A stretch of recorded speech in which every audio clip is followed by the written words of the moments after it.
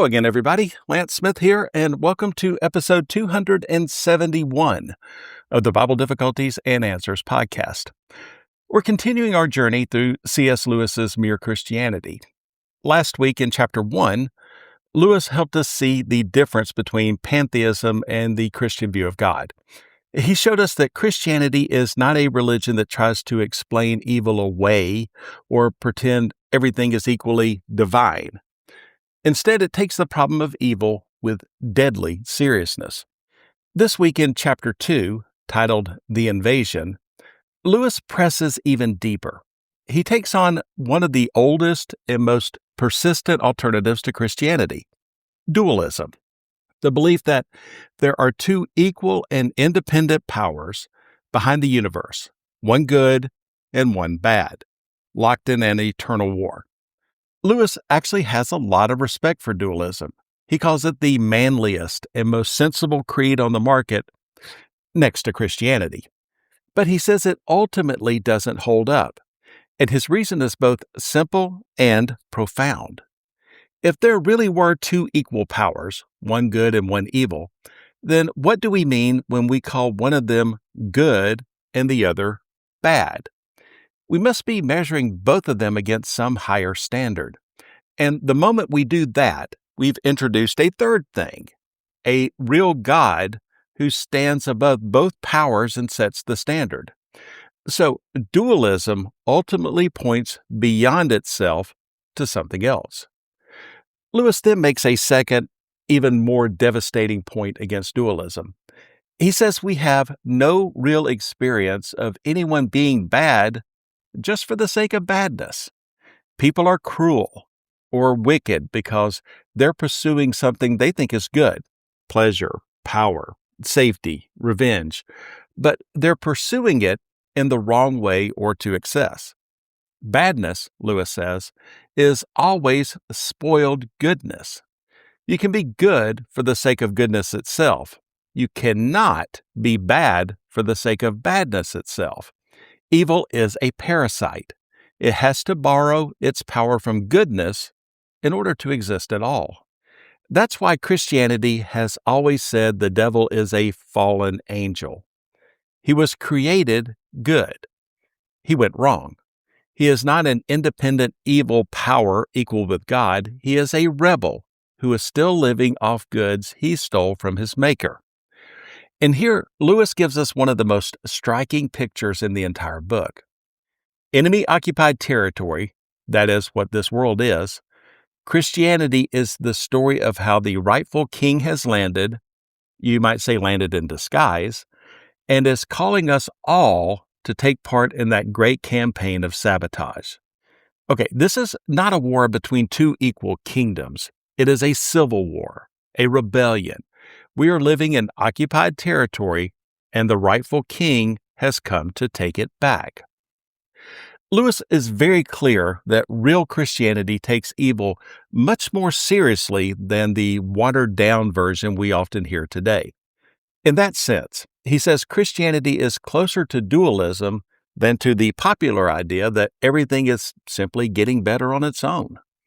The New Testament talks quite plainly about a dark power, a mighty, evil spirit behind death, disease, and sin. Lewis says he's not particularly interested in hoofs and horns, but in every other respect, his answer is yes, he believes in the devil.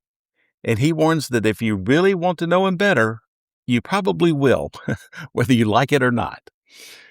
This chapter feels especially relevant right now. According to Lewis, much of what passes for Christianity in our culture today focuses almost exclusively on the heart. God loves you. You are accepted. Come as you are. And those things are true, but they are not the whole story. Lewis reminds us that Christianity also has a head, a robust, intellectually serious understanding of why the world is the way it is, why evil exists, and what God is actually doing about it. When the church loses that intellectual and moral seriousness, it becomes exactly what Lewis warned against. He called Christianity in water. It becomes easy to digest, inoffensive, and ultimately powerless against the real forces of darkness. It trades the campaign of sabotage for comfortable religion and messages carefully designed not to offend. Christianity becomes something meant merely to make us feel better, rather than to transform us and confront the power of darkness. But Lewis would say the rightful king did not land in disguise so we could feel good about ourselves. He landed to launch a rebellion against the enemy who occupies this world. And unlike every other rebellion in history, this one ends with the victory already assured, because the king has already conquered through his death and resurrection. Here's what I want you to carry with you this week from chapter 2. First, evil is not an independent power equal with God. It is a parasite on goodness. That's why the devil is always portrayed as a fallen angel. Second, this world really is enemy-occupied territory. Christianity is not a comfortable religion. It is a call to sabotage the works of the enemy. Third, real Christianity has both a heart and a head. It tells us we are loved, but it also tells us the truth about the war we're in. And finally, when the church loses its intellectual and moral seriousness, it stops being dangerous to the enemy. And that should deeply concern us.